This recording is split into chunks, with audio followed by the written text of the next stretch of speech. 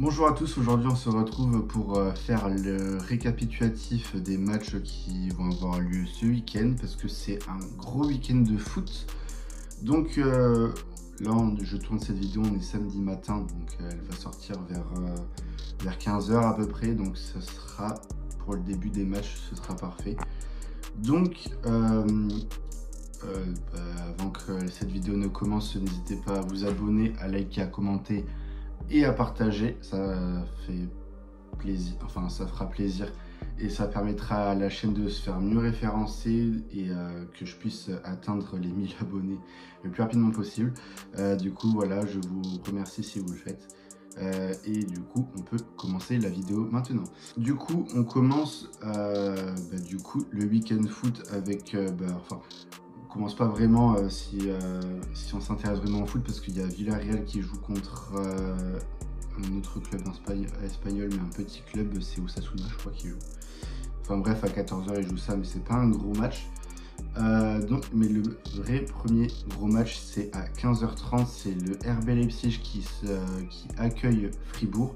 Donc là c'est le deuxième de Bundesliga qui reçoit le troisième de Bundesliga, donc c'est quand même le gros choc de cette journée. Je crois que c'est journée 8 en Bundesliga.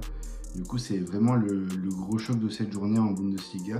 Et à noter aussi que le RB Leipzig jouera sans Xavi Simons parce qu'il est blessé, donc à noter. Et du coup le Leipzig est un peu affaibli sur ce point là, et donc on peut peut-être voir un match nul entre les deux équipes, et du coup ça permettrait peut-être au Bayer Leverkusen qui joue juste après de remonter sur le podium et de passer même deuxième je crois, parce qu'ils ont 2 points de retard, et donc ça jouera la différence de but.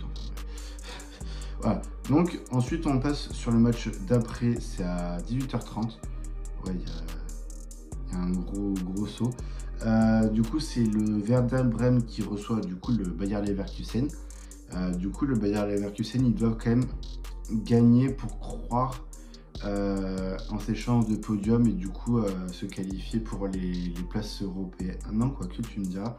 Le 4e se qualifie pour la Ligue des Champions. Donc voilà, mais c'est quand même mieux de finir sur le podium, comme ça il y a moins de risques.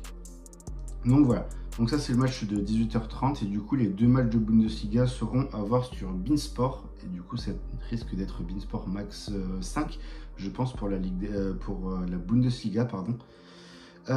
Du coup voilà pour les 2 matchs de Bundesliga qui sont intéressants sur ce jour de samedi, enfin sur le samedi, parce qu'après il y a d'autres matchs. Il y a par exemple Dortmund qui joue contre Augsbourg, mais vu que Augsbourg est 15e de Bundesliga, sachant qu'il y a 18 équipes, donc c'est à dire qu'ils sont à 2 places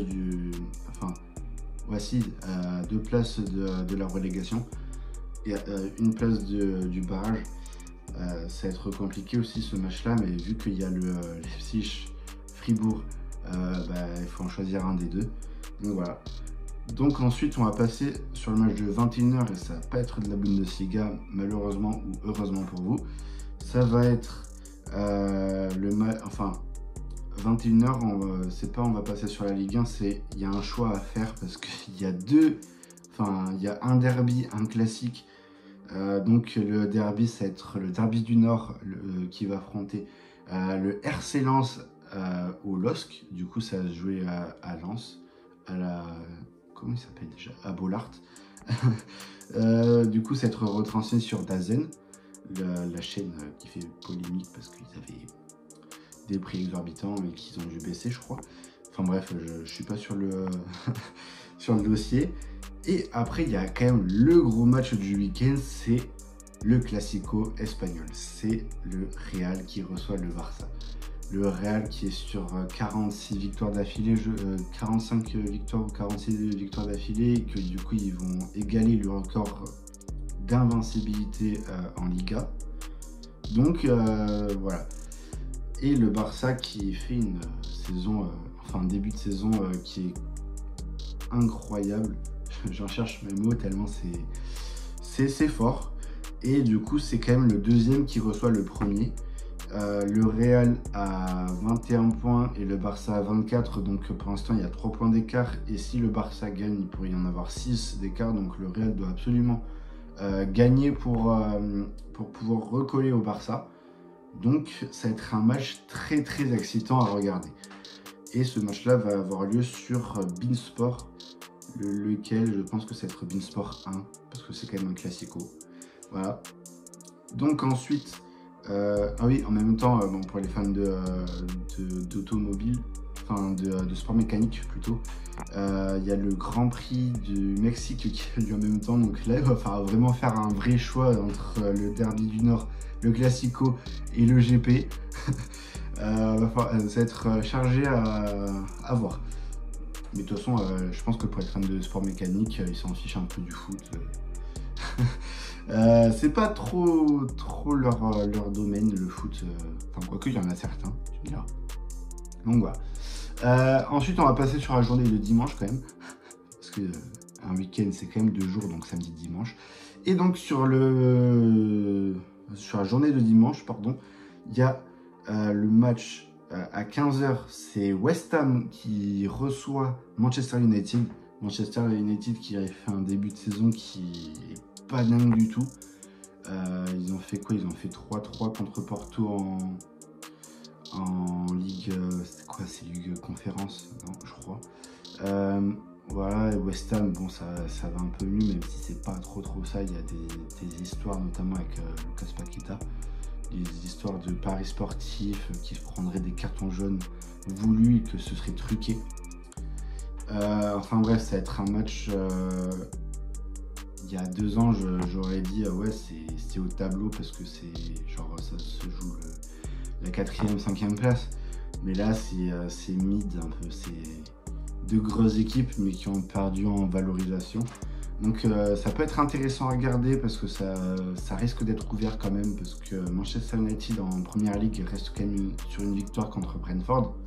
Brentford qui est quand même une équipe assez compliquée à jouer parce qu'ils déjouent quand même les gros aussi. Et West Ham, bon, c'est plus compliqué cette saison pour eux, mais ça reste quand même une bonne équipe de première ligue, on va dire. Donc ensuite, à 17h30, on va rester quand même sur de la première ligue parce qu'il y a quand même Arsenal-Liverpool. C'est le gros choc de cette journée de première ligue, parce que c'est le 3e qui affronte le premier. Le premier étant Liverpool qui devance Manchester City, puis Arsenal complète le podium. Donc ça va être un match très très intéressant à regarder, sachant que Liverpool a un calendrier qui est n'importe... Enfin, c'est pas n'importe quoi, mais ils ont un gros calendrier sur les 2 mois à venir. C'est-à-dire que la semaine dernière, le week-end dernier, ils ont affronté Chelsea à domicile à Anfield.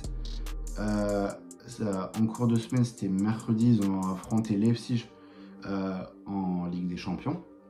Ils ont gagné 1-0 d'ailleurs, et Chelsea, ils avaient gagné 2-1. Donc pour l'instant, le gros calendrier, il le commence bien. Mais là, ça va être vraiment le match référence qu'ils devront faire pour notamment garder leur première place et prendre de l'avance sur Manchester United si jamais ils font nul ou défaite. Je sais plus qui c'est contre qui ils jouent, mais je sais qu'ils jouent à l'extérieur et c'est samedi 15h. Mais en tout cas, ils doivent faire un résultat. Et sachant que, moi j'ai choisi de regarder le match de 17h30 Arsenal-Liverpool parce que ça reste quand même un gros choc. Mais je sais qu'il y a des gens qui peuvent regarder par exemple le Nice-Monaco qui commence à 17h et qui va avoir lieu sur DAZN, je crois. Et il y en a d'autres, bon, ça va être un peu plus compliqué de le regarder, mais à 18h, il y a aussi un Inter Milan qui joue contre la Juventus à 18h, mais vu qu'il n'y a pas forcément les droits en France où c'est compliqué de les avoir, ben c'est pour ça que je les ai pas mis non plus dans les matchs de ce week-end, tu vois.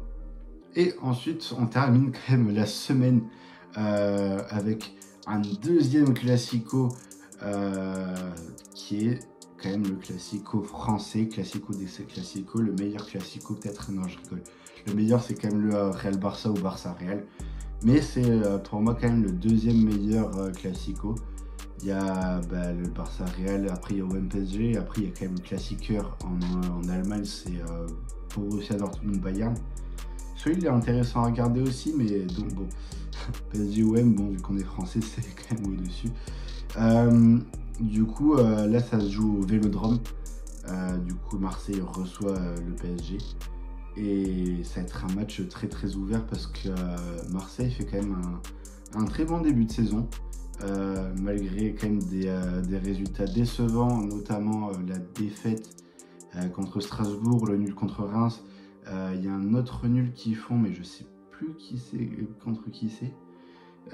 Enfin bref, c'est quand même très fort cette saison. Ils ont fait un bon recrutement, je sais même pas comment ils ont fait vu qu'ils n'ont pas de place européenne. Et le PSG, c'est un peu en dessous quand même. Surtout en Ligue des Champions, mais en Ligue 1, ça assure quand même. Ils ont fait quoi? Ils ont fait nul contre Reims aussi. Ils avaient fait nul contre Nice aussi. Voilà, nul contre Nice, sachant que Marseille avait gagné 2-0 contre Nice. Paris avait été malmené contre Nice. Ils avaient marqué à la 70e, mais c'était un peu la seule occasion qu'ils avaient eue, si je me rappelle bien. Donc voilà, ça va être un match qui va commencer à 20h45 et qui va être retransmis sur DAZN. Je crois que c'est... Oui, c'est ça, c'est retransmis sur DAZN. Et c'est un match... on ne sait pas trop comment ça va finir, même si quand même le PSG est favori parce qu'ils ont quand même gagné les 13 derniers matchs au Vélodrome en Ligue 1. Donc le PSG, je pense ils sont quand même favoris. Mais Marseille peut surprendre. Il avait fait, c'était quoi? C'était en 2022 en Coupe de France qu'ils avaient gagné le Paris Saint-Germain et qu'après s'était fait sortir par Annecy. Ouais, c'était ça, c'était l'année où Toulouse il gagne la Coupe de France. Donc ça peut être un match piège pour le Paris Saint-Germain, mais aussi pour l'OM. Parce qu'ils sont quand même sur une grosse première partie de saison. Et ça pourrait les faire chuter au classement si jamais ils perdent contre le rival parisien. Sachant qu'il y a, c'était quoi, il y a un mois et demi, ils avaient gagné l'Olympico contre l'Olympique Lyonnais. Ils avaient gagné au bout du terme, ils avaient gagné 3-2, sachant que Cherki avait marqué à la 92e. Puis c'était, je sais plus comment il s'appelle, Jonathan Roux, je crois, il avait marqué, c'était lui qui avait marqué à la 95, l'engagement, enfin bref, le gardien il fait n'importe quoi, il relance dans les pieds, puis ça avance et puis entrée de surface, il met un bel enroulé et lucarne droite, et magnifique. Enfin bref. Ça va être un très beau match et je pense que ce week-end va être un très beau week-end de foot avec un gros match en Bundesliga pour commencer avec le RB Leipzig-Fribourg. Ensuite, on va avoir un derby du Nord avec Lens-Lille, mais ça va être compliqué de le regarder vu qu'il y a quand même le Classico espagnol avec le Real Barça. Ça va être un deuxième gros match. Ensuite, on enchaîne sur le Arsenal-Liverpool qui est le troisième gros match pour moi, qui est quand même nettement au-dessus des autres matchs, franchement. Et ensuite, on a quand même un Marseille-PSG. Et là, c'est pour nous Français, c'est incroyable. C'est le dénouement parfait. On commence doucement avec la Bundesliga. On enchaîne très fort avec le Classico espagnol. On réenchaîne très fort avec pas un derby, mais un match de très haut niveau entre Arsenal et Liverpool. Puis on termine avec le Classico français. Et parfait.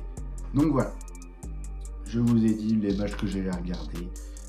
N'hésitez pas à vous abonner, à liker, à commenter et à partager. Ça ferait très très plaisir. Dites-moi dans les commentaires s'il y a des matchs que j'ai oubliés ou si vous préférez notamment regarder Lens-Lille parce que vous êtes fan de Lille ou de Lens.